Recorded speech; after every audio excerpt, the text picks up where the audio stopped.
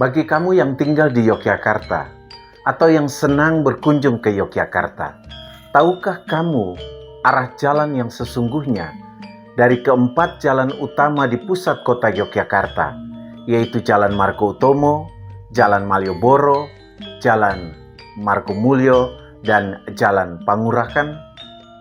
Margoutomo adalah jalan dari Tugu Palputi sampai dengan Stasiun Tugu. Jalan Malioboro adalah jalan dari Stasiun Tugu sampai dengan Toko Terang Bulan. Dan Jalan Margomulyo adalah jalan dari Terang Bulan sampai ke titik nol. Sedangkan Jalan Pangurakan adalah jalan dari titik nol sampai dengan alun-alun utara atau Siti Hinggil. Jalan-jalan ini sesungguhnya adalah jalan filosofi hidup orang Yogyakarta. Jalan ini sesungguhnya dimulai dari Jalan Pangurakan dan berakhir di Jalan Margoutomo. Namun kepentingan ekonomi atau bisnis dan pariwisata telah mengubah alur atau arah jalan tersebut menjadi jalan satu arah dari Margoutomo ke Pangurakan. Arah jalan seperti ini bisa saja membuat orientasi kehidupan kita lebih terarah pada bisnis, kuasa, dan kesenangan. Padahal, jalan filosofi kehidupan ini seharusnya menjadi jalan satu arah dari Pangurakan menuju Margoutomo.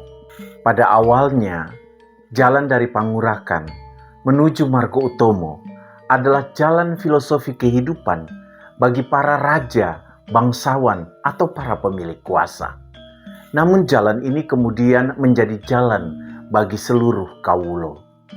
Pangurakan mengandung gagasan melepaskan segala nafsu atau penghalang untuk manusia berjalan di jalan yang dikehendaki Allah atau Margomulyo atau jalan mulia.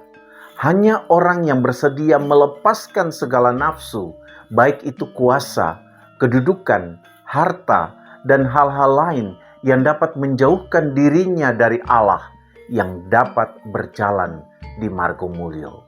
Kalau seseorang sudah berjalan di Margomulyo, maka dia seharusnya menapaki Malioboro. Sebelum lanjut, jangan lupa subscribe, like, komen, dan share untuk membantu mengembangkan channel ini, supaya channel ini bisa bermanfaat untuk siapa saja. Menurut sejarawan Keraton Yogyakarta, Malioboro berarti obor wali. Dan ini berhubungan dengan pengaruh Islam di lingkungan kerajaan Yogyakarta.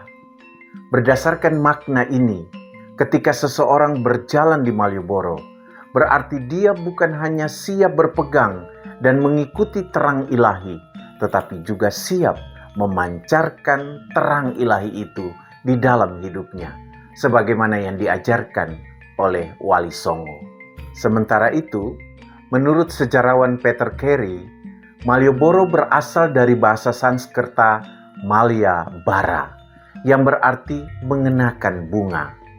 Bunga adalah simbol keindahan. Jadi makna Malioboro yang dihubungkan dengan obor wali dan makna Malia Bara ini saling berhubungan. Keduanya menunjuk kepada pola atau perilaku hidup yang memancarkan keindahan atau kekaguman baik di mata Tuhan maupun di mata manusia. Hanya dengan menunjukkan pola dan perilaku hidup semacam inilah, maka seseorang sudah siap memasuki dan menapaki jalan keutamaan atau Margoutomo. Di Margoutomo, yang utama adalah Tuhan dan sesama. Karena orang tidak lagi mengutamakan dirinya sendiri. Karena itu Margoutomo bukan hanya mengandung gagasan menyatunya manusia dengan Tuhan, atau dalam bahasa Jawa, manunggaling kawulo Gusti. Tetapi Margoutomo adalah juga tempat berkumpul dan bersatunya manusia dengan sesamanya.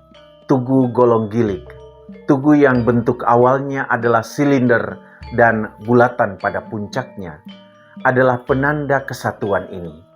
Awalnya, tugu ini adalah simbol menyatunya raja dengan Tuhannya, dan juga menyatunya raja dengan rakyatnya.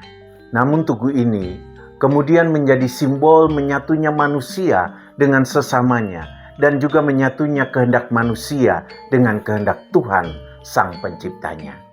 Ketika manusia menempatkan kehendaknya dalam kehendak Tuhannya, dia tidak lagi hidup menurut keinginannya sendiri atau hanya mencari kesenangannya sendiri, melainkan hidup sesuai dengan kehendak Tuhannya, terutama dalam setiap tutur kata, perilaku, dan perbuatannya.